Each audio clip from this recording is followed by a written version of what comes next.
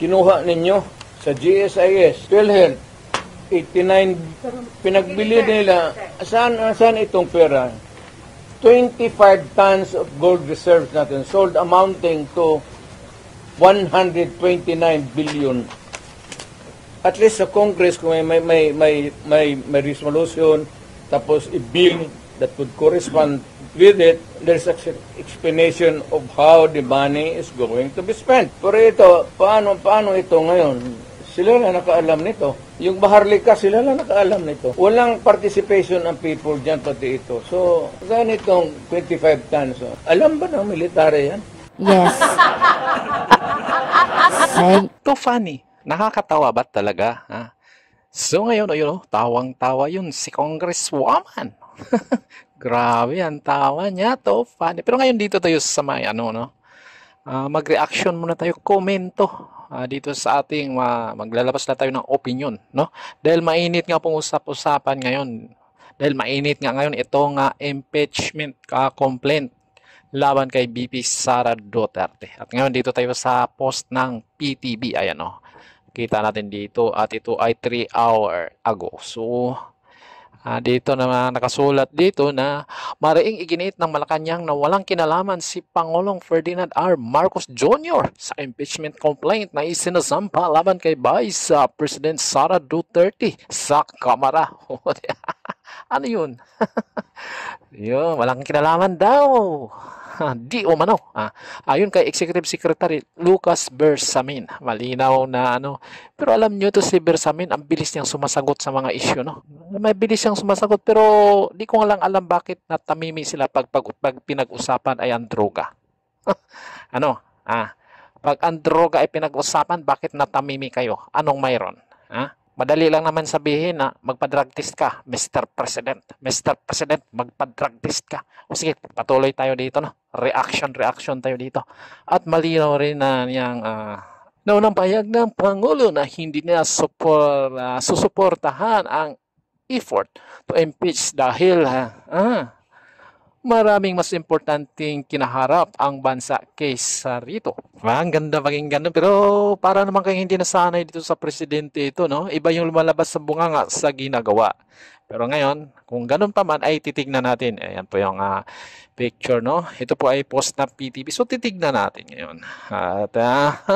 At dito, sa 3 hours ago, mayroon itong 4,200 na reaction. Dito naman tayo. Dito tayo ma-excited itong 4,200 na reaction. Tingnan natin. So, sa 4,200 na reaction, mayroon 3,700 ang nagtatawa. Tumatawa at may 480 na likes at mayroong 59 na namumula. So, bahala na kayo. Pumipili kung nasaan ang bangag sa mga iyan. Pero 3,700 yan, tumatawa, ha? Kayo, ha? Bakit tumatawa? At mayroon itong 2,100 na comments or mga komento. So, tingnan natin itong mga komento na ito ng 2,000, no? 3 hours pa lang ito na nakapost. Pero 2,000 na yung nagko-comment. Basahin natin yung mga comments. So, ito yung una. Ito yung nauna. Ito na. Ha? Alam namin kasi sa gabal si BP Sara, mga kasamaan nilang lahat, pero God will protect BP dahil magiging presidente pa siya. So, bahala na kayo mag-continue sa pagbasa. Ayan, so mukhang kasama ito sa tumatawa. At mayroon itong comment na mayroon 389 na reaction. At pagkasunod, hugas kamay sa harap ng media. Baka underground siya ng, ayan, tapusin nyo lang pagbasa. So, hugas kamay. Maring ganon. Kasi alam na this, di ba? Asus, mas lalo lang ninyong binigyang rason na mahalin lalo ng mga Pilipino ang mga Dutertes. Okay? Wala pa tayong nakikita na medyo pumapabor dito, ha? Wala pa, ha? So, puro mga this administration to the people are full enough to believe, binubudol ang taong bayan. Wherein pak ikaw presidente at si speaker ang sa likod ng lahat ng kaguluhang ito. At ulitin ko lang, binabasa lang natin itong mga komento ng mga tao.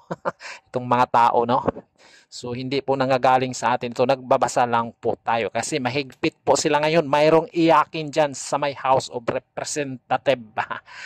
Huwag na kayong tumakbo sa gobyerno pag mga iyakin kayo. Ha? Ang iyakin bawal sa gobyerno, lalo na pag mahina ang kokote. Hindi lahat ng panahon sa inyo, kaya laban lang in the station. So wala tayong nakikita ng ano dito, no? Pabor dito. Puro to pabor kay BP Sara. Ayan o. So kayo nang, kung gusto nyo babasahin lahat, so puntahan nyo na itong post ng PTV4 at titignan nyo kung totoo ba yung maraming tumatawa. Hugas kamay. Ayan, yan. Ito po ay patungkol pa ito sa impeachment complaint, no? So dalawa na yata ang grupo yung nag-complain ng impeachment laban kay BP Sara. So yun po ang nangyayari sa ating bansa ngayon.